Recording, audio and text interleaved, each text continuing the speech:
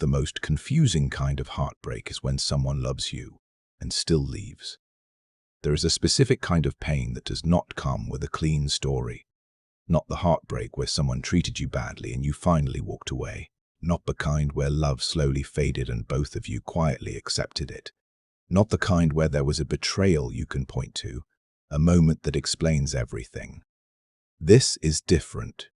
This is the kind where the love was real, where both of you felt it, where there was no dramatic collapse, no unforgivable moment, no clear reason the relationship had to end. And they left anyway.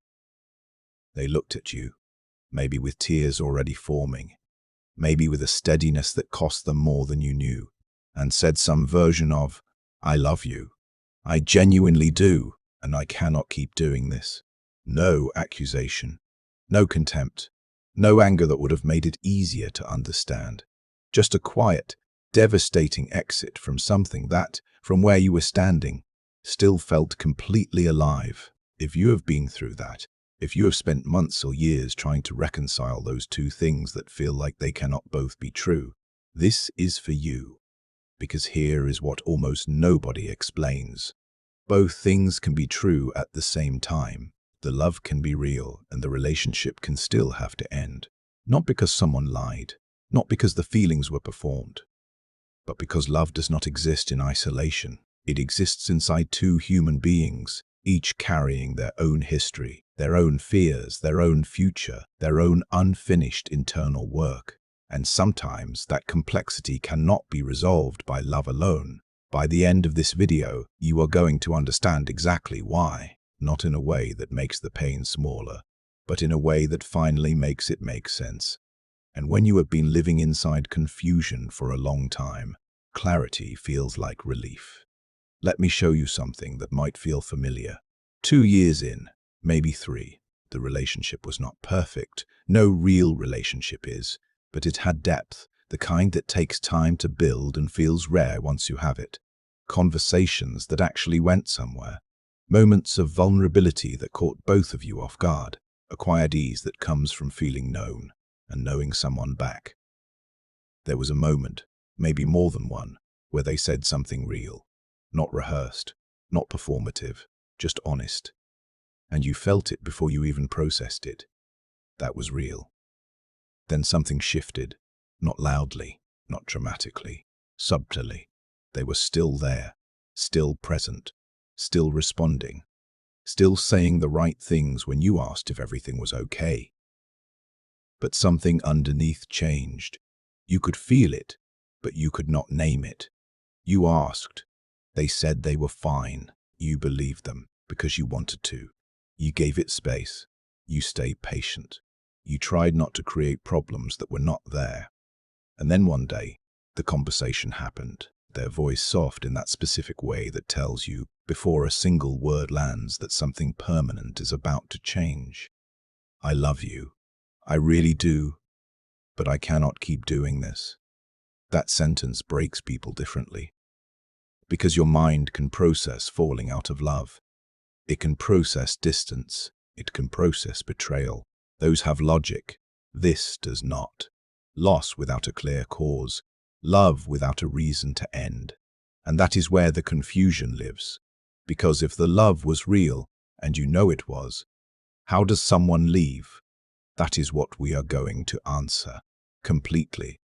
The first thing you need to understand is this. Love and compatibility are not the same thing. Call this the love versus limits conflict. Every person carries internal limits they rarely understand themselves. Not conscious rules, not deliberate decisions, invisible thresholds, shaped by their past, their fears, their identity, and the future they quietly see for themselves. And these limits exist independently of love.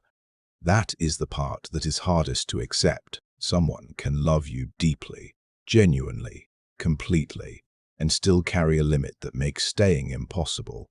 A fear that closeness at this level will cost them who they are. A future that does not align, even if nothing is wrong. A wound that makes sustained intimacy feel like too much, no matter how real the connection is. The love is still there. The limit is also there. The limit is also there. both exist at the same time, and one does not cancel out the other. That is where most people get stuck, because we are taught that love should be enough.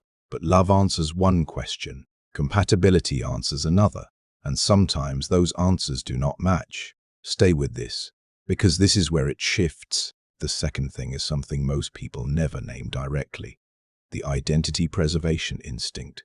There is a fear that shows up in deep relationships that is not about being hurt. It is the fear of disappearing, of becoming so intertwined with someone, so shaped by the relationship, that the original version of yourself starts to feel distant. Like there was a version of you, with a direction, a vision, a sense of self, and now it is getting harder to find. This does not arrive clearly. It shows up as restlessness, as something feeling off without explanation, as a quiet sense that something important is slipping away. And because it is hard to explain, it rarely gets communicated. It just grows, until staying starts to feel like losing yourself, and at that point love is no longer the only factor. From the outside it makes no sense, because you were not taking anything from them. You were just building something real. But for them, the building itself triggered the fear, because building a life together requires giving parts of yourself, and if someone is already afraid of losing themselves, that becomes unbearable. If this is making sense so far, subscribe and turn on notifications, because this is the kind of clarity most people never get, and once you see it, you start understanding relationships at a completely different level. The third mechanism is harder to accept, because it asks you to consider something uncomfortable. What if they left, partly to protect you, not out of arrogance, not because they think they know better, but because they could see what staying would eventually become? Some people see trajectories clearly. They see the future cost, the quiet resentment, the unmet needs, the slow emotional distance that builds when something fundamental is misaligned. They are not choosing against you. They are choosing against that future, because staying would have meant becoming someone less present, less available, less real, and that would have hurt you more. Research on relationship endings shows something most people do not expect. People who leave while still in love often describe it as one of the most painful decisions they have ever made, because they are not leaving something empty. They are leaving something real, something they had already started grieving long before the conversation happened. That is why the timing feels so uneven. They had time to process. You did not. The fourth mechanism is the quietest, but one of the most powerful: the fear of future resentment.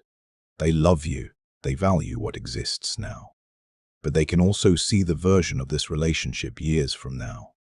The compromises, the life they would have to reshape, the parts of themselves they would slowly silence. And what they fear most is not losing the relationship. It is staying long enough to resent you, to look at someone they love and feel trapped.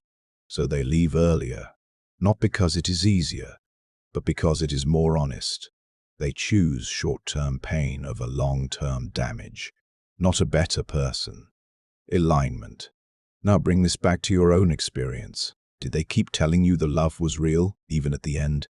Did it feel less like rejection and more like losing something together? Did it feel considered, not impulsive? Did part of you struggle to even stay angry because you could feel this was not coming from indifference? If that is familiar, then this was not a failure of love. It was the limit of what love alone can hold. Love and incompatibility, depth and misalignment, truth and ending, existing at the same time. And here is the part most people are not prepared for. Understanding this does not immediately remove the feeling. You can understand everything and still miss them. You can see the logic and still feel the pull, because this is not just psychological, it is biological. It is biological. Attachment does not respond to logic, and that is why the longing stays longer than the explanation. That is what the next video goes into. Not just understanding the feeling, ending the cycle completely. Here is what matters. You did not lose because you were not enough. You did not lose because you loved the wrong way. You lost because you were ready for something they did not have the capacity to sustain. That is a different truth entirely.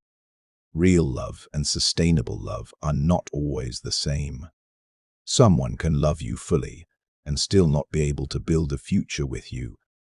That is not your failure, that is their limit. And somewhere ahead of you, not immediately but genuinely, there is a different kind of love. One where feeling and capacity match, where the person who shows up emotionally also stays. That exists, and you are closer to it now than you were before. Complete this sentence in the comments. The hardest part of losing someone who still loved me was one sentence, one truth. Drop it below. I read every single one.